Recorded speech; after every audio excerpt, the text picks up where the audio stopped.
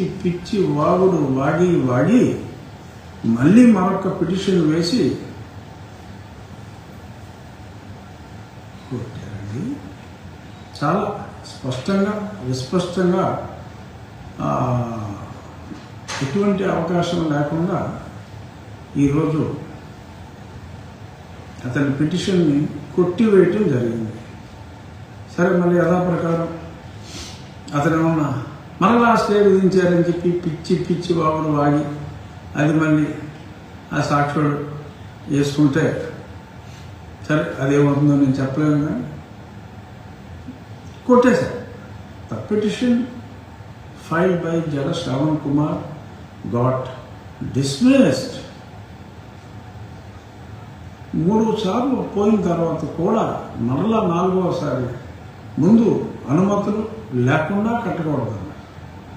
అనుమతులు వచ్చిన తర్వాత అనుమతులు ఇవ్వటం తప్పు, ఆ స్థలంలోనే కట్టకూడదు, అది కొట్టేశారు. మళ్ళీ వెళ్ళాడు, అదే పాయింట్, మళ్ళీ కొట్టేశారు.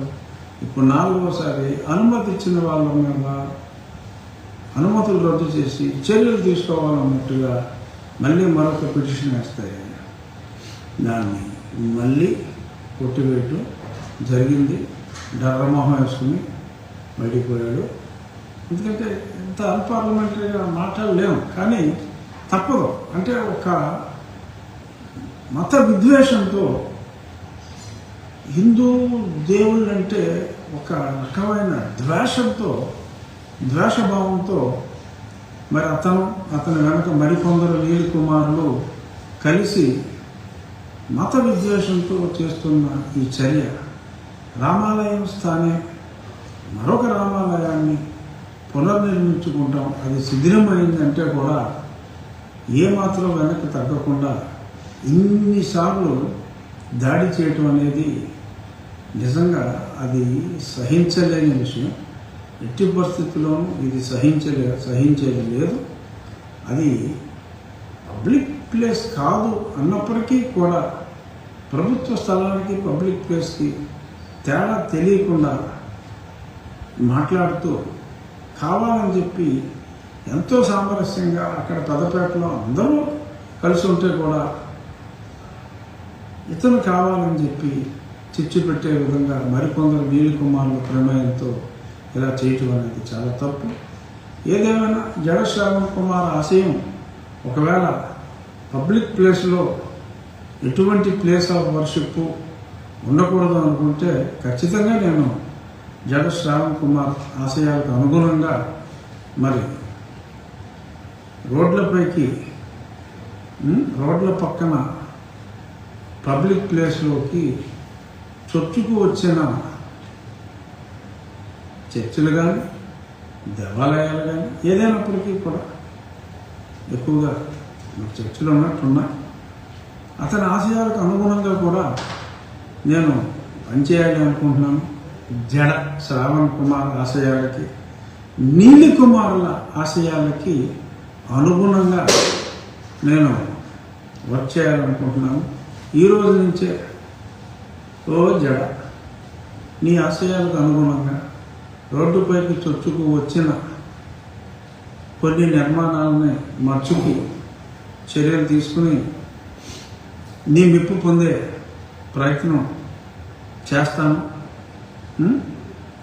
ఛాలెంజ్ చేయి. సాయంత్రం మళ్ళీ ఇహా టీవీలో, సాక్షి టీవీలో, ఇంకే దిక్కుమాలిన ఛానల్స్ ఉన్నాయి కదా, వాటిలో ఇక ఒక ఇంట్రెస్టింగ్ ఇష్యూ. నేను ఎప్పుడో 10 రోజుల క్రితం ఎవడో పెట్టినట్టున్నాడు, మరి అతను పాస్టరా లేకపోతే ఏదో, నన్ను అప్పుడు ఫస్ట్లో ఉన్న పిటిషన్ ఎటువంటి స్టే ఇవ్వనప్పుడు శ్రావణ్ కుమార్ స్టే వచ్చిందని చెప్పినప్పుడు సంతోషంతో చంకలు కొట్టుకుంటూ ఒక క్రైస్తవ మత ప్రచారకుడు ఒక వీడియో పెట్టాడు. ఆ వీడియో నాకు ఇవాళ ఒక ఆయన పంపించాడు, చూశా. అందులో ఏంటంటే నన్ను సాతాన్ అంటే లూసిఫర్తో పోలుస్తూ క్రైస్తవ మతానికి నన్ను ఒక శత్రువులాగా అతను చిత్రీకరిస్తూ మాట్లాడాడు. ఐఎమ్ నాట్ అగేన్స్ట్ క్రిస్టియానిటీ అని గతంలో ఎన్నోసార్లు చెప్పాను. అయినా నన్ను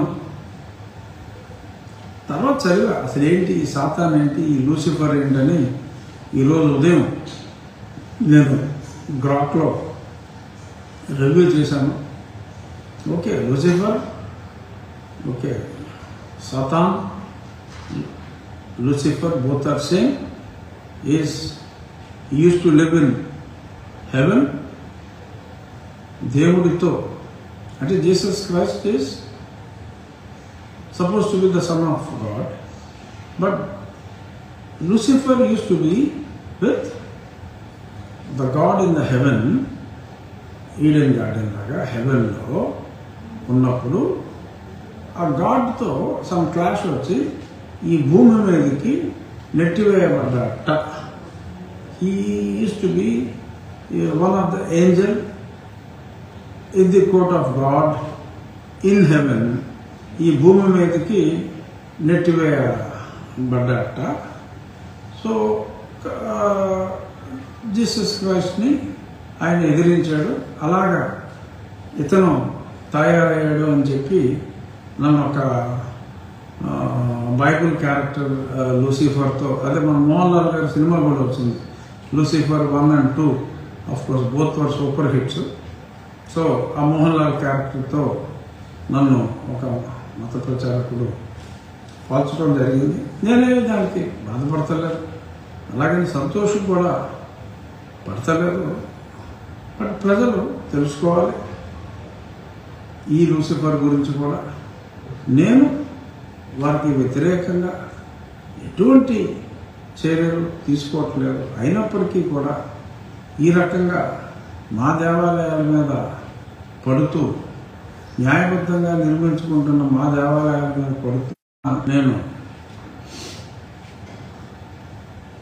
లూసిఫర్ సినిమాలో మోహన్ లాల్ లాగా ఖచ్చితంగా పోరాడతాను అని చెప్తూ నేను ఆ లూసిఫర్ని కాదు కానీ లూసిఫర్ సినిమాలో మోహన్ లాల్ లాగా చెడుపై ఖచ్చితంగా పోరాడతానని చెప్పి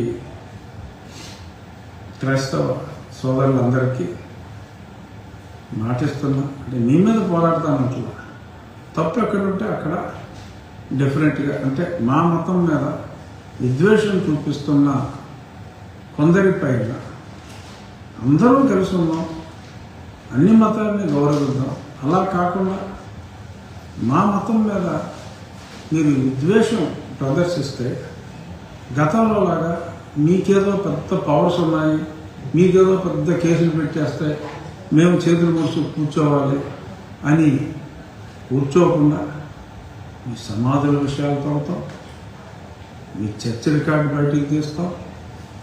నీలి కుమారుల మాటలు నమ్మి మోసపోవద్దని మరొక్కసారి చెప్తూ కలిసిమెలిసి ఉందాం, గొడవలు లేకుండా ఉందాం అన్న నా ఆహ్వానాన్ని మన్నిస్తారో, నీలి కుమారుల మాటలు విని నగుబాటు పాలవుతారో మీ ఇష్టం. Choices yours. మా ఆలయ నిర్మాణం శ్రీరామ భక్తుల అండదండలతో నిరభ్యంతరంగా జరుగుతుంది అని చెప్పి మరొక్కసారి తెలియచేస్తూ అంతిమంగా రామభక్తులదే విజయం. ఇది రామరాజ్యం.